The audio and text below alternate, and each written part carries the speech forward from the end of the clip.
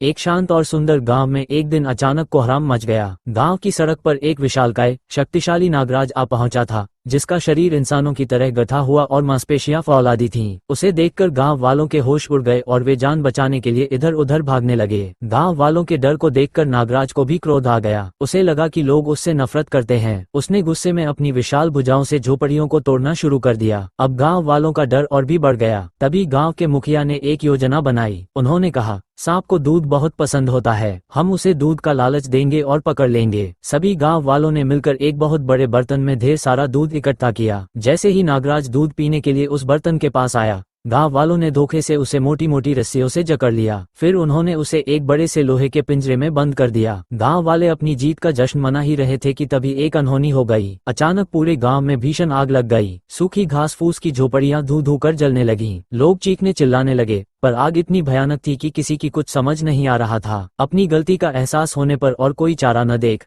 गांव वालों ने नागराज को पिंजरे से आजाद कर दिया और उससे मदद की गुहार लगाई। नागराज ने बदला लेने के बजाय अपनी शक्ति का प्रयोग कर गांव की आग बुझाने में मदद की। उसने अपने मुंह से पानी की तेज धार छोड़कर आग पर काबू पा लिया। आग तो बुझ गई, पर गांव वालों का व्यवहार देखकर नागराज की आंखों से आंसू बहने लगे। उसे अपने बल का नहीं, बल्कि लोगों के अविश्वास और धोखे का दुख था। गांव वालों को अपनी गलती का गहरा पछतावा हुआ। उन्होंने नागराज से माफी मांगी और उस दिन सीखा कि किसी को सिर्फ उसके बाहरी रूप से नहीं आंकना चाहिए, क्योंकि कभी कभी जो डरावना दिखता है वही सच्चा रक्षक होता है। फिर लाइक सब्सक्राइब नहीं किया।